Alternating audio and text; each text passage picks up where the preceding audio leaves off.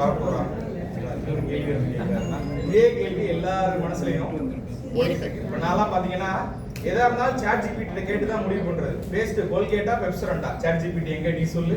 அதே மாதிரி கேட்டேன், சாட் ஜிபிடி உன் டேலண்டே நான் இதுல தான் மெஷர் பண்ண போறேன்.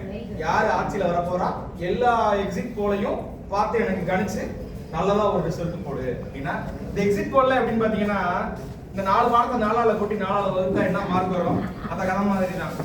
சரி, அது ஒரு மாதிரி ஒரு சொல்லுச்சு சில விஷயங்கள், அதெல்லாம் நான் சொல்ல மாட்டேன், சஸ்பென்ஸ். சரிங்களா, நாளைக்கு தெரிஞ்சிடும் நமக்கு.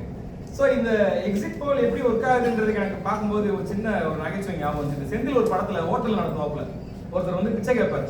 பிச்சை கேட்டோன்னே, தம்பி சாருக்கு ஒரு ஐயாவுக்கு ஒரு பொங்கல் பார்சல் ஒரு வடை பார்சல்னே இருக்கும், மகிழ்ச்சி படுவாரு. ஆஹா அருமையானது, சரியா நீங்க மேலும் மேலும் நல்லா இருப்பீங்க. அப்படியே இன்னொரு தோசை பார்சல் இன்னும் மேலும் மேலும் நல்லா இருப்பீங்க. கடைசியில் ஒன்றும் தரமாட்டாரு. நான் சொன்னதுக்கு நீ சந்தோஷப்பட்ட, அதே மாதிரி இந்த பொருளை நான் உனக்கு கொடுக்கணும்னு அவசியம் கிடையாது.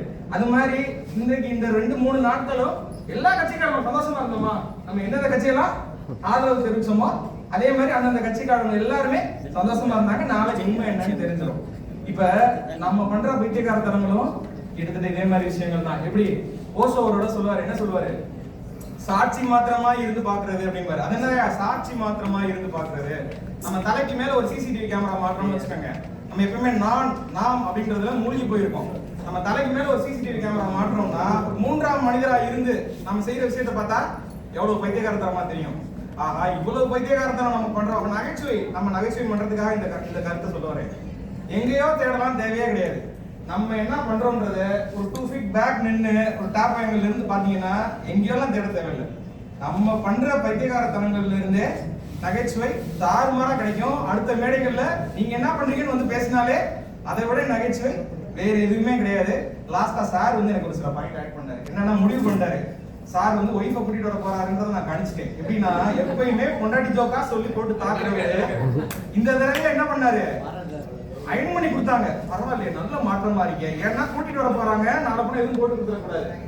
அது எல்லாம் நாங்க வந்து என்ன சொல்லுவோம், டிரான்சிஷன் பேசணுவோம். பொண்டாட்டி ஜோக் சொன்னவரு லைட்டா அயன் பண்ணி கொடுத்தாங்க, எங்களை வாழ்த்து அமைச்சாங்க.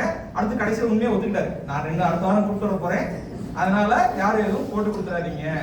சோ நகைச்சுவைகள் எங்கேயுமே சுத்தி கிடைக்கிறது இல்ல. நம்மளை சுத்தி இருக்கிறவங்கள உற்று பார்த்தாலே நமக்கு நல்ல நகைச்சுவை கிடைக்கும். நல்ல நகைச்சுவை அனுபவிக்கும் போது என்ன ஆகும், கார்டிசால்ன்ற ஒரு கெட்ட அமிலம் வந்து நம்மளோட உடம்புல கம்மியா சுரக்கும். மகிழ்ச்சி தரக்கூடிய ஆக்சிடோசின் மாதிரி அமிலங்கள் அதிகமா சுரக்கும் அப்படின்ற கருத்தை சொல்லிக்கிட்டு நன்றி தெரிவிக்கிறேன். நன்றி, வணக்கம்.